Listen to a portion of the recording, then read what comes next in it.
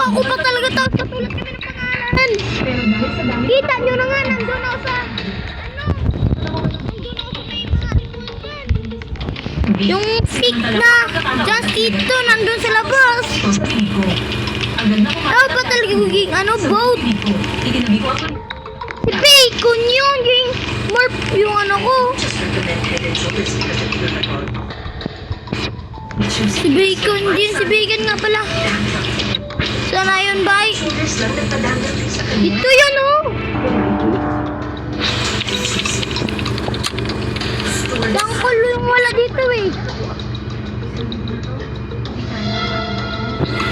Yes, yes.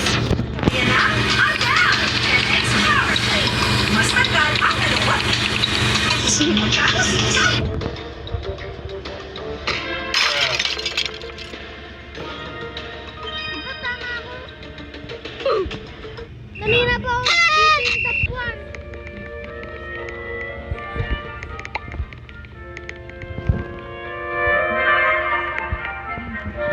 Si Bacon yun! Ay, si Bacon! Ito yun, oh! Bago sa mga kalamnan. Bakit kan kasi? May dito. Yan yun! Para sa ibang hayop.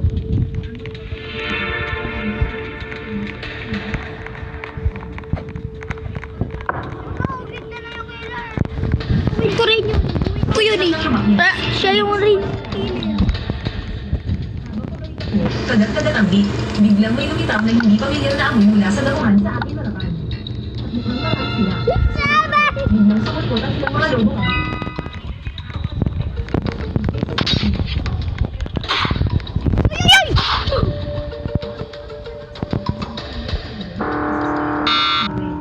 Yan! Yan! Yan!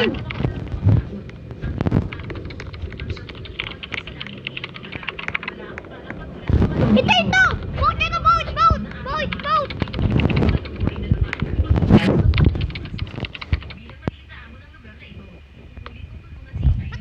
So, ang mga nanghihima sa kayo. Kaya naman, isang malakas at malalim na itangal. Ang mga nitawag pagkakas sa grupo ng mga lobo sa harapan ko.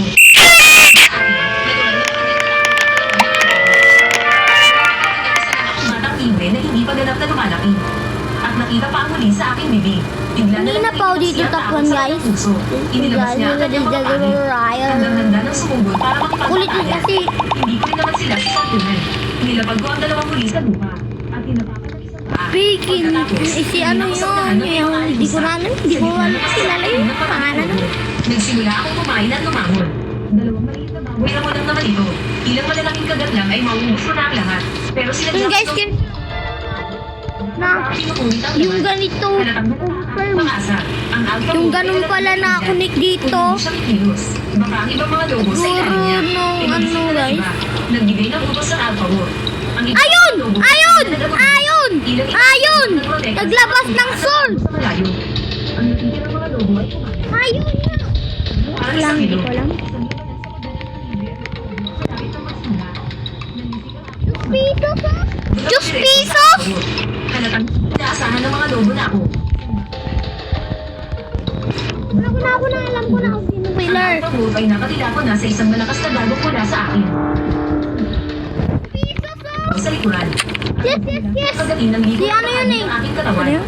Hindi nagdagat. So, palagi na lang yan yung killer. Dito, biglang nagising ang aking istintong hayop. Sinunggaban ko ang isang lobo umaatake sa akin. At buong lakas na kinagat ang leeg nito. Kasabay ng isang malutong na labuto, tuluyan kong nabali ang kanyang leeg. Naramdaman kong biglang sumabog na napakalakas na enerhiya sa loob ko. Diba? Alam ko yung mga suspitos na galawan nila. Ang mga lobo, ilang mali hindi ko sa tigre. Agad sila Lagi ko na nakikita. May sword. ng lobo na dala ko. Tama talaga palagi ko ginagawa mga tropa. Ikinuwento ko sa kanila ang mga nangyari sa aking paglabas. Matapos itong marinig ni tatay, agad siyang lumundag at mabilis na tumakbo palabas. Bilang lahat ito. Kanyang teritoryo at mga anak ay pasukin at apitin ng ibang mga maninila. Oh. Habang pinapanood ko sa tatay na papaalis, nakaramdam ako ng inig sa aking puso dahil sa pag-aalaga niya. Hindi naman maintindihan ng kapatid ng tigre. Kung bakit kahit pareho kaming batang tigre, ay nakakagod. Hanggang siya naman matinding pagkalis niya. Bumalik si tatay pagkalipas ng mahigit isang oras. Daladala niya ang mga katawan ng ilang kinulo ng mga lobo. Sa aming buhay ngayon, nandun na si tatay. Sagana kami sa pagkain at walang alalahanin. Pero hindi magtatagal ang ganitong kalituwaan. Ang mga Siberian tiger ay mga mangas o mga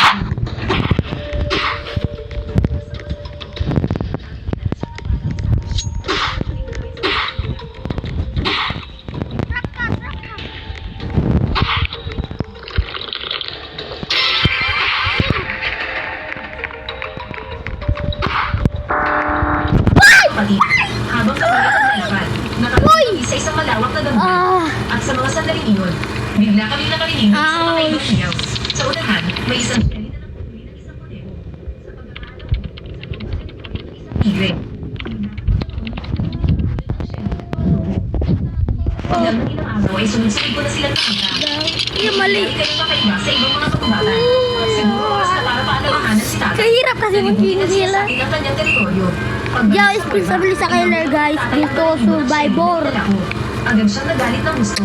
Nawala ang pagiging antopi niya kanina at naging puno ng autoridad. Magaling ako sa survivor. Nakuhula ako. Joke lang. At sumunod sa kanya. Kahit na medyo pagod na ang kapatid kong tigre. Pinilit Survivor! malawak ang Survivor! Hindi makatapos ang paglilibot dito nang wala pang 10 hanggang 15 araw. Pinapagano si Papa ng magkakaroon ng kumpiyansa. Ara! Batas. At ang kanyang kalmadong ekspresyon. Nakita ko kung ano ang ending ng isang hari. Umihi si Papa sa isang malaking puno para mataman ang kanyang teritoryo at para bigyan ng babala ang mga mananakop na may nagmamay-ari na rito. Nagpatuloy kami sa paglalakad sa gilid ng teritoryo. Shoot piso! Alam ko na galawin mo. Hala! Hindi lang na ano. Tila may naramdaman siyang kakaiba. Mula sa pagkakamiga, sa sumunod na sandali. Si Doning! May batik-batik na balahibo ang lumitaw. Anim na mata ng tigre ang nakatitig sa isang level. Halatang nakaraan. Una! Maliko dito at umungol ng maikling babala sa likuran niya. Sa sandali. Waldo! Ay! Ayoy! Ang leopard ay karaniwang hayop na magkakasama sa isang Bakit mo pinindot? May 5 pang dumating sa aming harapan. Tila inakala nila na sapat na ang kanilang bilang para matakot ang aming Si Bacon! sila. Hindi si Bacon! Ambisyon ni Papa na protektahan ang kanyang teritoryo. Kasabay nito, gumawa rin sila ng isang malaking pagkakamali. Huwag na huwag mong susubukang galitin ng isang ama na may kasamang mga anak. Kahit na, para lang mapanatili ang kanyang imahe sa harap ng kanyang mga anak. Hindi umulong si Papa. Isang itingal na tigre ang kanyang Hindi ko si Roy, tsaka lang si Donate. Si Donate lang yung hindi nakita sa camera eh. Dahil kami ng kapatid ko ang kanyang kahinaan. Bro daw, bro! Bro daw! Sa harapan ng iniisip ni tatay. Ang dating medyo nanlulumo nitong tindig ay muling lumakas. Sa wakas, naintindihan ko na kung ano ang ibig sabihin ng katapangan ng isang walang huwag. Hindi unang sumalakay si tatay. Dahil dito, nagkamali ng akala ang leopardo. Inisip na lang na tulad ng tigre ay hindi pala ganoon kalakas na naging ng kanilang mga magulang. Kanino ko na rin Galaw tayo. sabay-sabay. Agad akong tuminala sa tumanulong na parang tigre. Gusto ang aking mukha. Protektahan ko ang kapatid ko. Ay!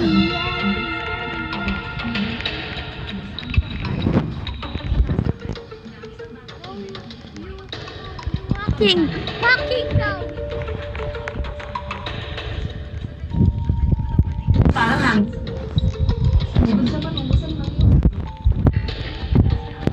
Sinundoban niya ang leopardong pinakamataas sa kanya. Hoy! Si Bacon! Ang bigat na dala ng pinana ng laban. Si Bacon! Hanggang Si Bacon! ay labis na nataranta. Sa isang malakas na dagong mula kay tatay ang nagbatasik. Ubus kami lahat! Nakita ng isa pa. Ubus kami lahat ni Bacon! Hindi na sila nag-aksaya pa ng panahon. Nagmamadali silang umungol sa kanilang mga kasama at tumakas. Nag-alaman sandali si tatay. Hindi na sila hinamon pa para tuluyang paslamin. Lumapit siya at idinikit ang kanyang katawan sa aking balahibo. Pagkatapos ay lumingon siya at dinilaan ang loob ng aking kapatid. Sino yun guys? Nakita ko talaga. Nalabis na nasiyahan si tatay sa aking Ito nakita! Total, ang isang amang tigre ay hindi magkakahanap ng isang buwan. Ang kapatang ipinakita ko kanina ay nagbigay sa kanya ng malaking kasiyahan. Pagkatapos, nakita ko si tatay na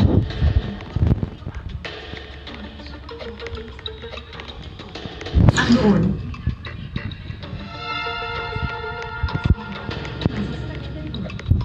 isang napakabisang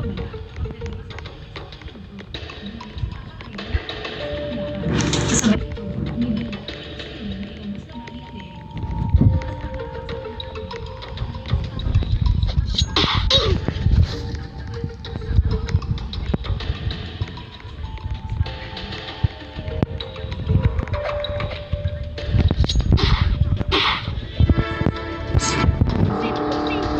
pamilya ng mga Siberian Tiger. Ang ikwento ko sa limang batang leopard ay mas lalong Bakit naglalag? Ang batas ng kalikasan kung saan ang mahina ay tinatapos. Ang dahilan kung bakit wala ko ngayon ang walang inaalala. Dahil lahat sa koleksyon ni Papa Tiger. Pero darating ang araw na kailangan ko silang iwan para mabuhay mag-isa. Kailangan kong palakasin ang aking sarili sa lalong madaling panahon. Lumipas ang isa pang gabi, pinangunahan kaming magkapatid ni Papa Tiger sa pagpapatuloy ng aming paglalakbay para magpatrolya sa teritoryo.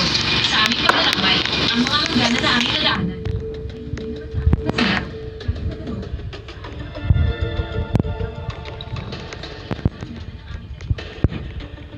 Wow.